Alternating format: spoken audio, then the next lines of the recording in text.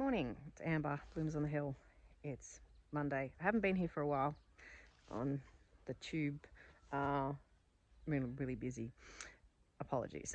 So, garden is now looking very autumnal. It's the very end of April.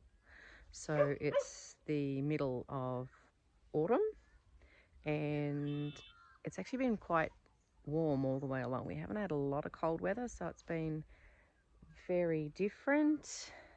Again, every season's different. So I'll show you what's still blooming, what's been going on. There's lots and lots and lots going on.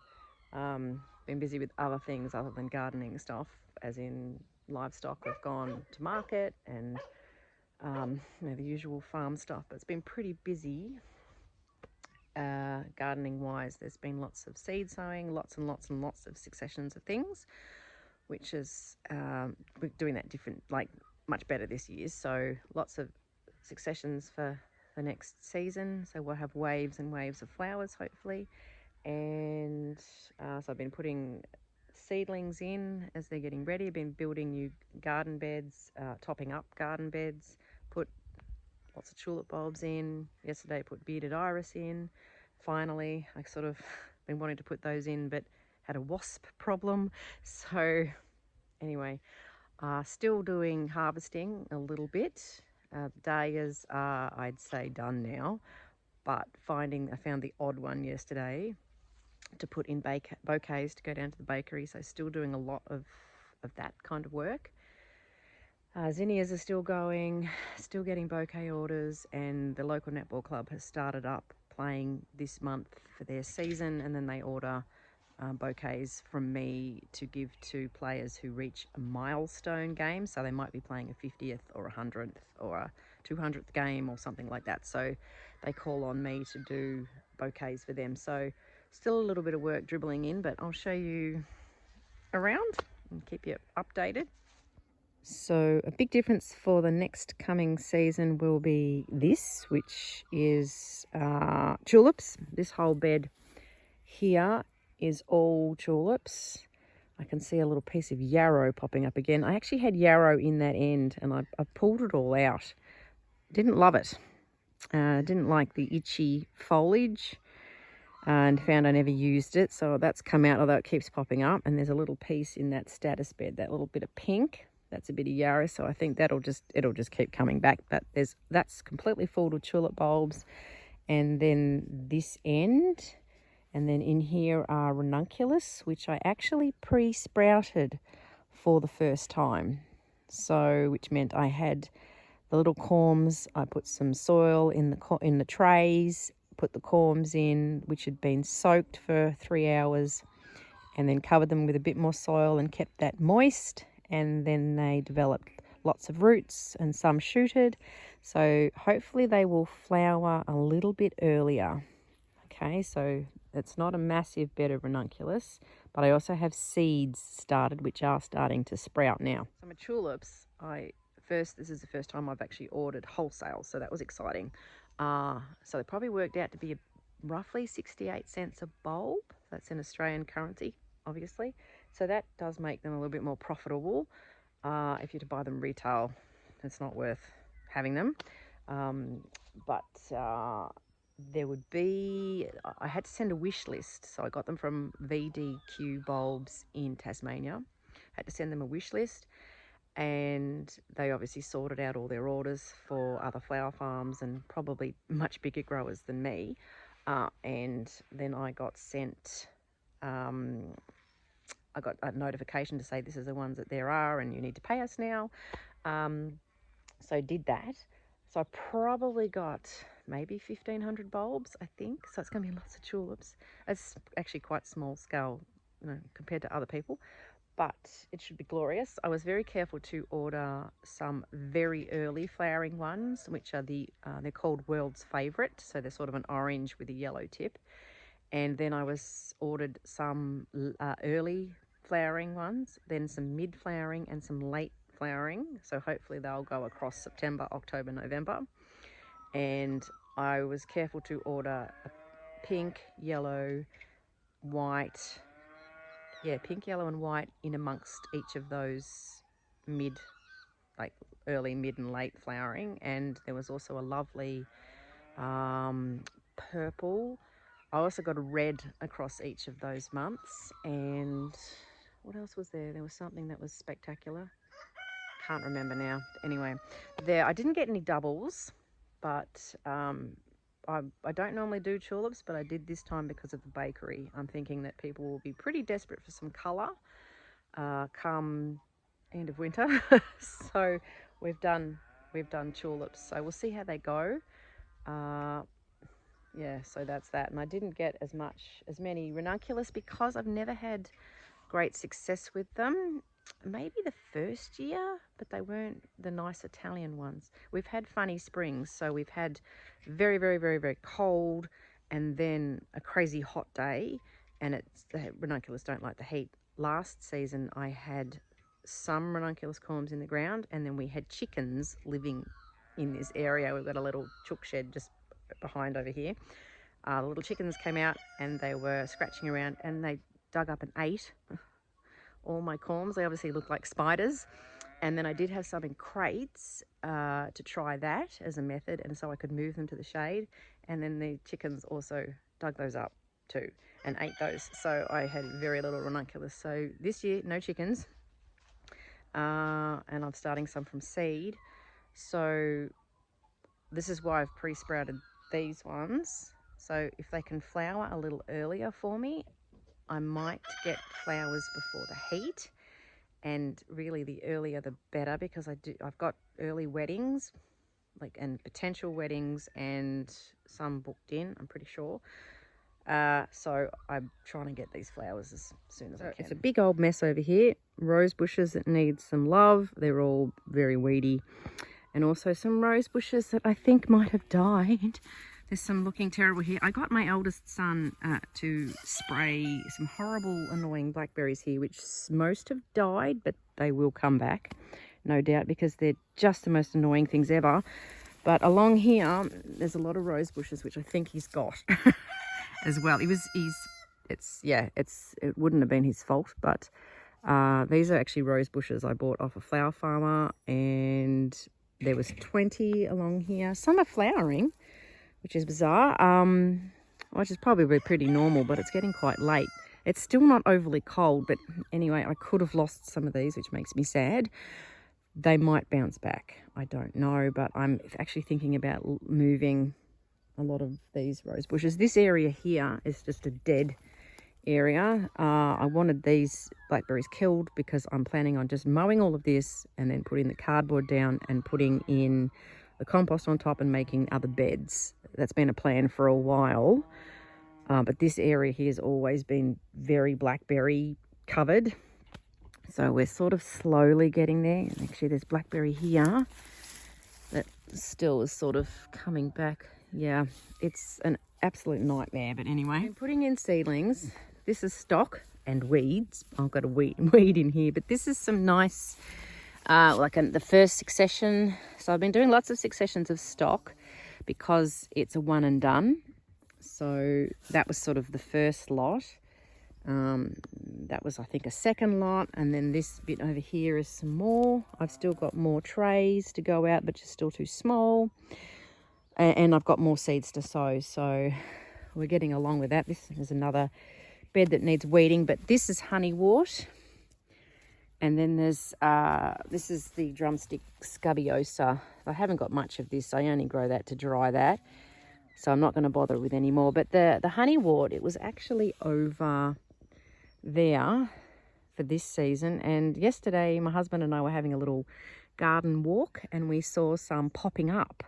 So it's self-seeded. So I'm going to be very careful of what's over there, and as he said, look, dig them up carefully and I'll move them. So whether they end up over here, there's not much room. I'll find another garden bed for them. So chocolate lace was in here, which I've actually I've got to fight with the weeds again, but it's come up again, this little feathery fellow, and I sowed seeds. So I saved seeds and then re-sowed it. I'm just going to have to get in here and weed now, because we've had a little bit of rain. It's been so dry, but I need to come through here and weed this again, but I'm doing successions of chocolate lace, and I'm going to try and get that to go right through the season for next season.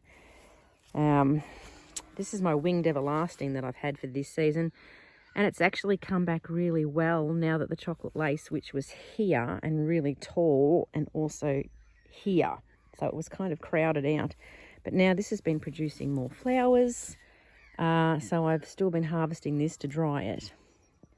So that's been really handy. It's actually doing really well. So I'm assuming that'll just go through for another season.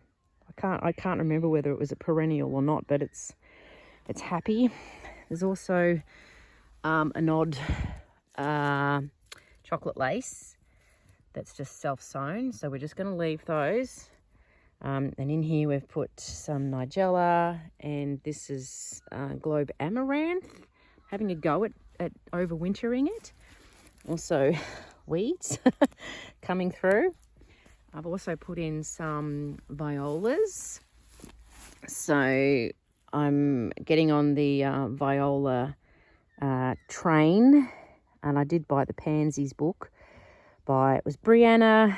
Oh, she's the American lass. Anyway, I've got that book, but I actually heard her on a podcast a couple of years ago, and I did try growing some pansies, but I'm having a go at trying to get some tall stems. So I do have others started in trays, beautiful colours, so we'll see how they go.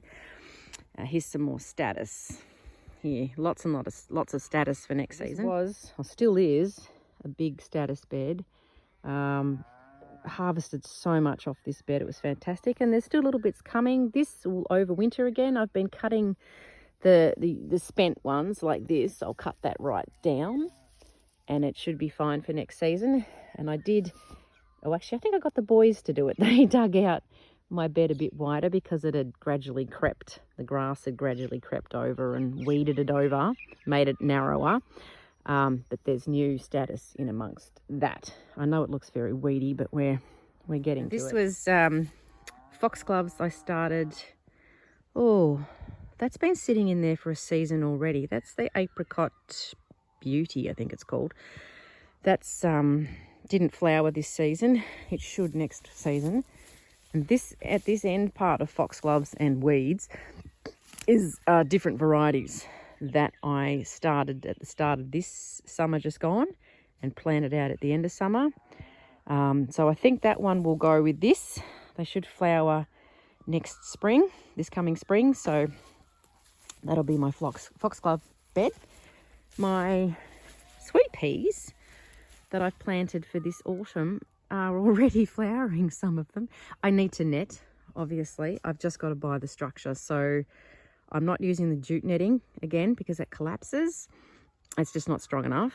I'm potentially ordering some plastic netting. It's not. I don't think the brand is a Horde and Over, but it's that type of thing. It's not overly dear at all, and it's a 20-meter roll. So I think it's $45. It's not. What the quality I don't know, but I'm also going to talk to the hardware. The other thing is to get some wire mesh, like Rio mesh for concrete. I don't know. Hubby's got some good ideas, but that definitely needs netting. I want to do sweet peas well for the first time, but they're certainly nice and lush, which is good, which is quite amazing because they need a lot of water, and they actually haven't had a lot. We've had a bit of rain recently, but not a lot, but they've done it right. So this bed, my penstemons are flowering, which is nice. So they've been actually pumping out the flowers for quite a while. They've been really good. This end, there's a few poppies, Iceland poppies. I'm not doing many of them.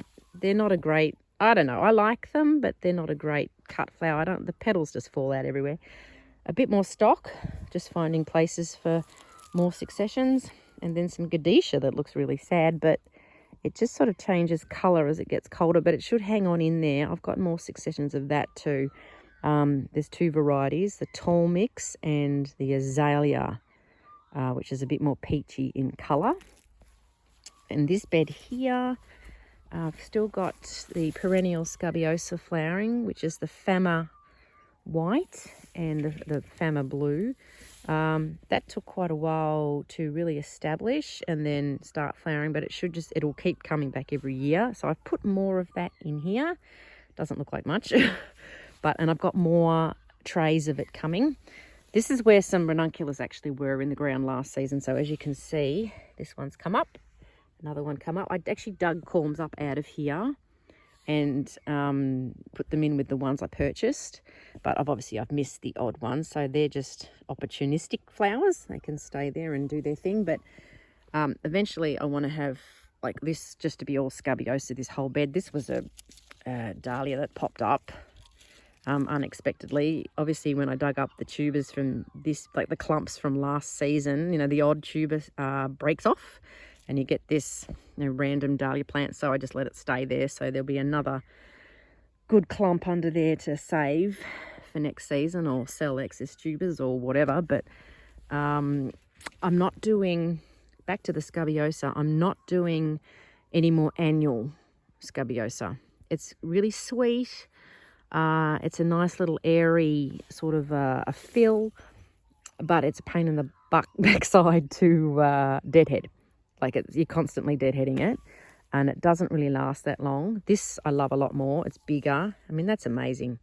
Okay, I'm changed because this has been done in 2 parts. I had to go out, kids to art lesson and stuff. So I'm back, continuing with the garden tour. So these zinnias are still going. This is a succession that was sowed, I think, December. So whatever that is, was it the start of summer? Or maybe it was January. I can't remember. Anyway, later, actually I think it might have been January. And these have been great because they're all still really healthy and giving me lots of flowers still. So that has been really, really good. They're keeping me going now.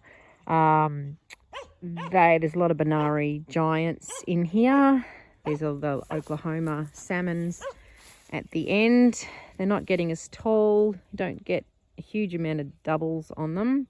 They're really roughly ones, but they're still nice. The double ones actually dry really well, but totally recommend successions of everything really. But these have been good. Once it starts to get really cold, these will start to die off. Now this bed was feverfew last season, which was new. I've now got new feverfew in here, a bit of self-sown nigella. This was also feverfew that was new for this season, just that little single variety, which is what this is. So that was handy. So this is now very much a perennial bed at this end. And then there's some more penstemon. I've used that a little bit, which has been nice. It's still flowering, so I should really pick that more than I have, but that's been nice. That was actually just seedlings I bought.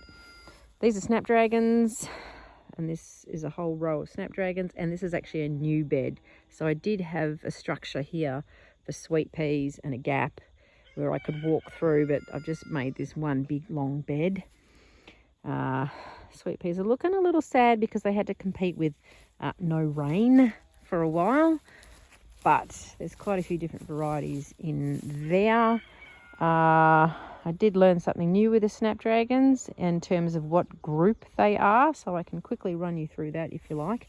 But down the end of this bed, there's still room for more snappies, and down here is some straw flowers and a little bit of self-sown amaranth. So very quickly, what I just learned about the snaps for this season is there are 4 groups of snapdragons. So group 1 and group 2, and then group 3 and group 4. So the group 1 and 2, if you look up on the internet, it'll tell you which series fall into which group. So the groups 1 and 2, they're the ones that you autumn sow so that they'll overwinter, and then you get them early spring. The group 3 and 4, they will handle a bit more warmer weather. And I think it's all got to do with the light, like the length of light. So I won't get scientific on it because I can't remember. But the group 3 and 4, if you sow those at the start of spring, and then they'll take you through summer.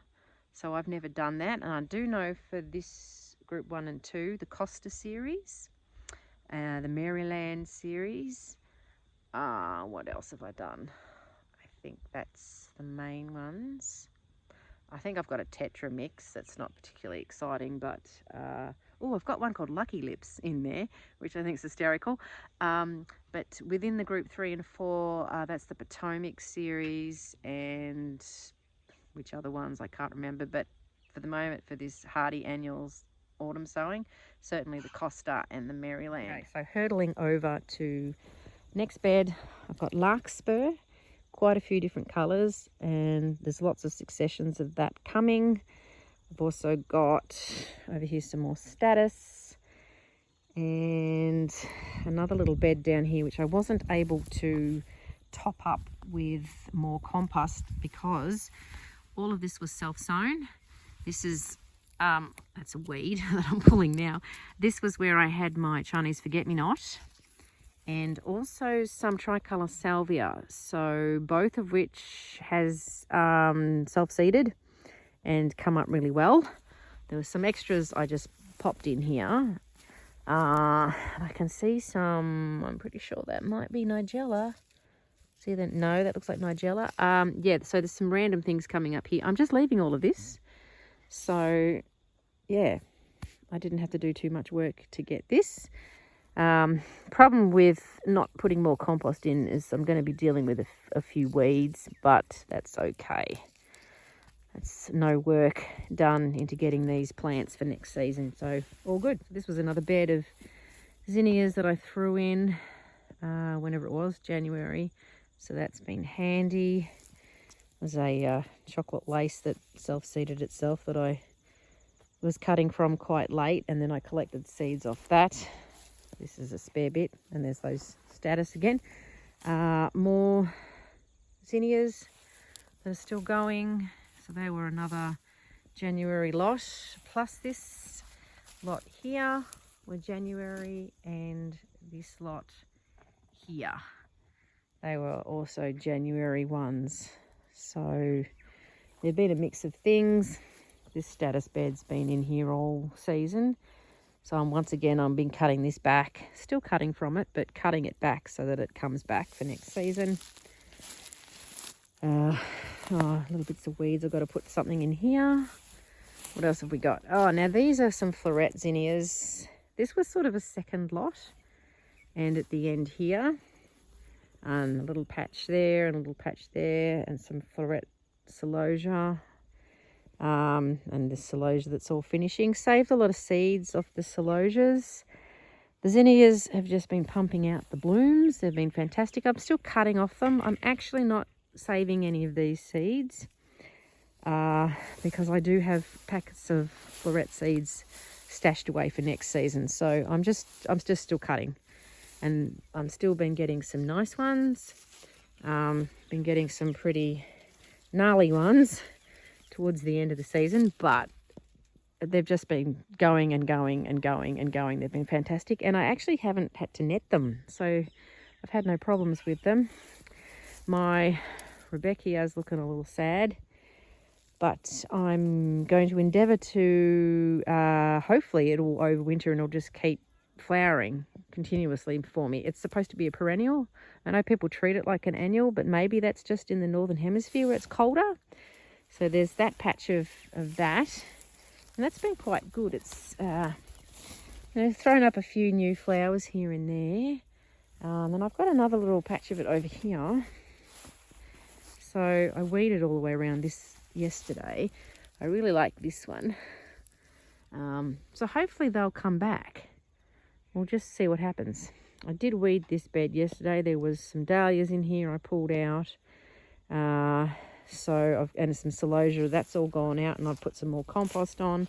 I've left this globe amaranth because I did read somewhere that you can overwinter it. So that's why I started some more over here, the globe amaranth, and see if it does go over. I think normally I start it in spring, but anyway, we're going to give it a go. We'll leave it here and see what happens, and if it doesn't survive, then it doesn't survive and I can put something else in. All right, I'll take you through to my front garden section, which is not too far from my normal patch. And I have some roses here that look really sad. But there's been a couple of buds and some nice, that's Abraham Derby. Smells really good. And my peonies, which are all dying back. This is a new bed my son and I created to put in my bearded iris. I actually bought these in spring off a local person that was just getting rid of a lot of them. They have the funniest names. These have been sitting in pots over the entire summer, so I've had them where I could keep an eye on them and water them. They had quite a lot of roots. Some of them were very, they were well rooted. So these are really easy. These aren't really rooted in yet because they only went in yesterday, but they've got lots of roots. But with your bearded iris, you need to have them planted so that the rhizome is showing and they get a lot of sun on their rhizome, and that way they'll flower.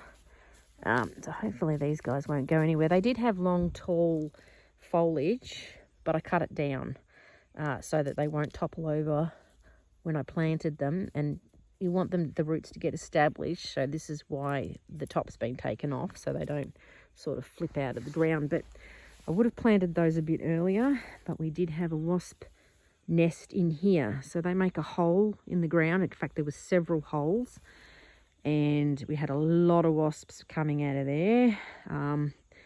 So we did manage to get rid of them, but yeah, that wasn't good. That would have been completely unsafe if I'd been trying to garden in here and then got attacked from those wasps. It probably would have killed me, so it wasn't a good idea.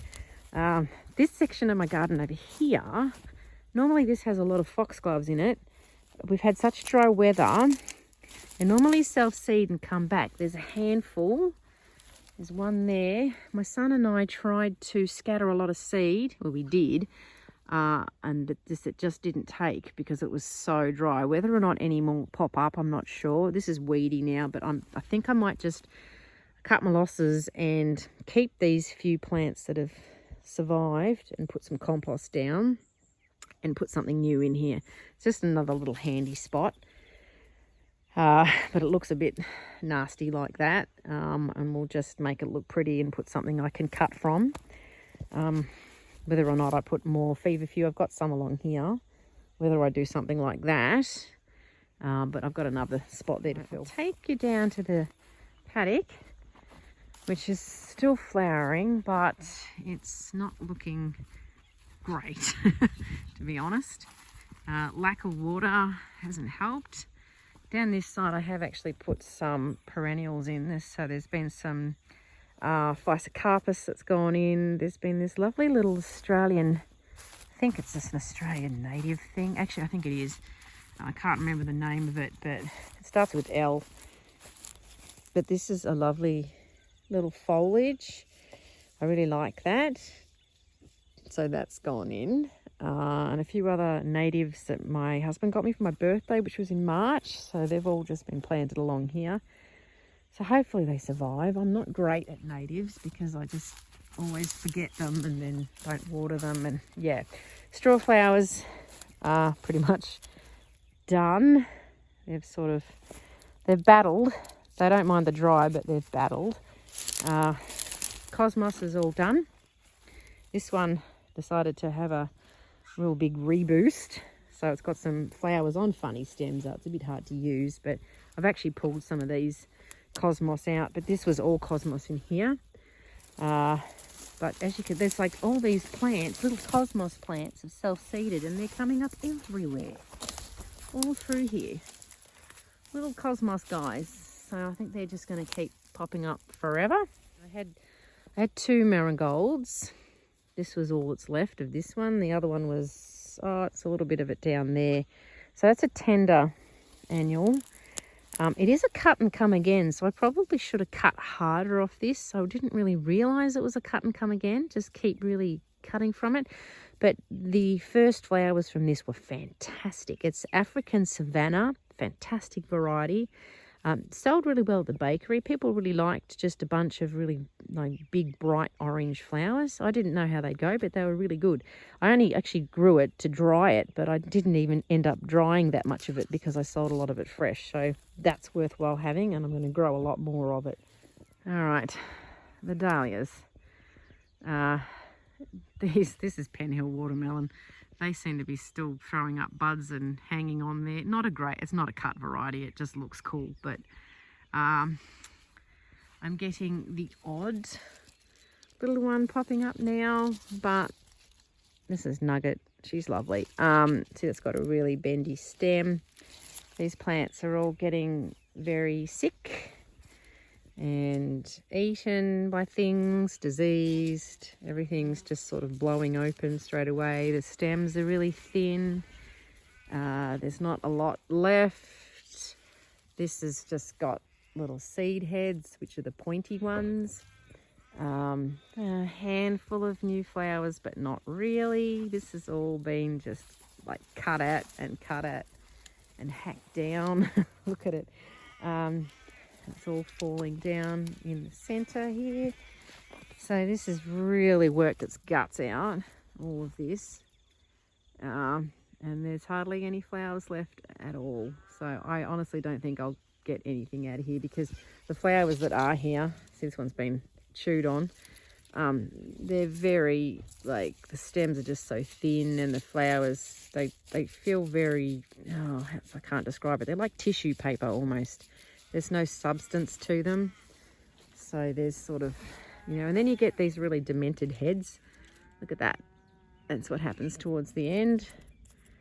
They don't love it. So this is all going to have to come out pretty soon. Okay, so my dahlias, the plan for Perennial watermelon, such a big variety. The plan, normally I dig them at the start of May. Actually, I get my eldest son to dig them.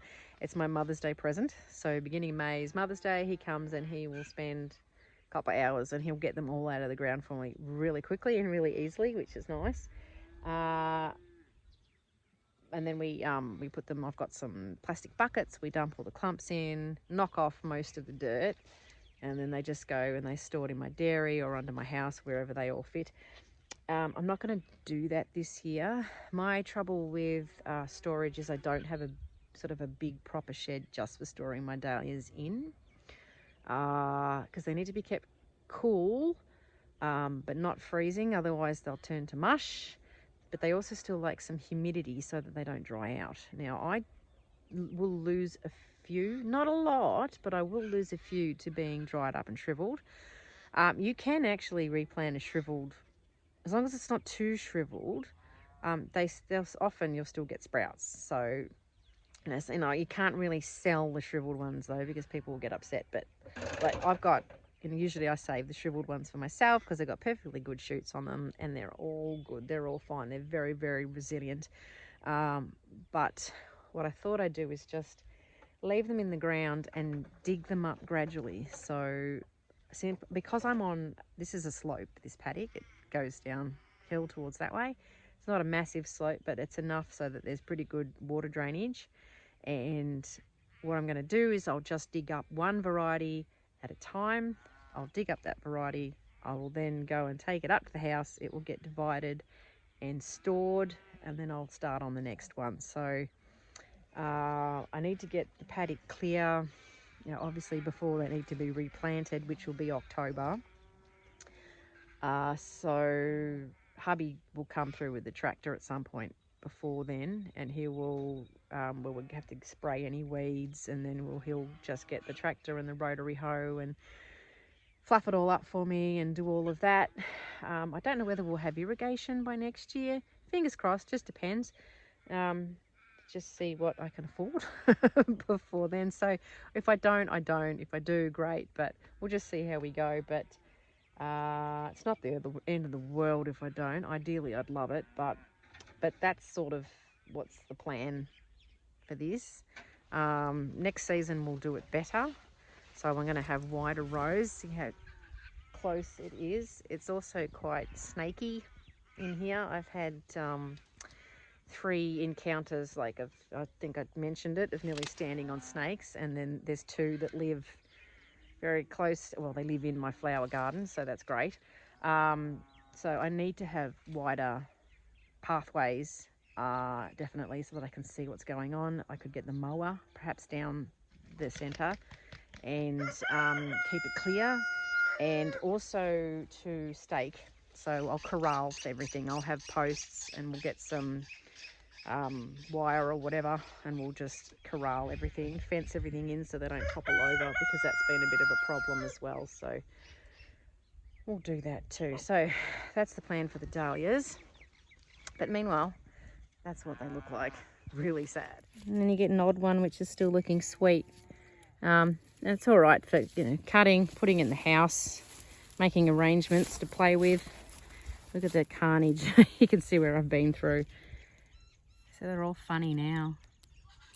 Anyway, that's pretty much what's going on around here. Got you up to speed in terms of what's going on in the garden. Just lots of seed trays up at the house with lots of seedlings, all at various stages of growth. So there's some, you know, little ones. There's things that are almost ready to go out, and there's lots of tiny ones and ones that have only just gone in. I've still got more things to sow, so it's that's continuing. Got some bulbs to plant. What else have I got going on? Oh, I bought a beautiful new hydrangea today called Runaway Bride, a different variety, so got to put those in. And I've got some snowflakes that I want to put in pots, and I'm going to put them in my greenhouse and see if I can get them to come a little bit earlier. I don't know, but I've got a wedding in July, and it's up at the hall just here in Budgeree, and she wants mostly foliage, like dark green foliage and pine cones, and she wants a real woodsy feel, which is actually really quite fun. I'm looking forward to that. And she doesn't really want flowers, only very small white flowers, and not a lot of that. So I'm probably gonna have to buy in, I think, some wax flower, and if I can get some snowflakes to bloom on time, fingers crossed. I don't know, anyone's guess, but they could be handy too. Anyway, thanks for coming along. Sorry, I haven't been here for a while. Someone put a comment on a last video and said that they missed these videos. So sorry, I've just been I've been busy. I'll catch up with you next time. See you then. Bye.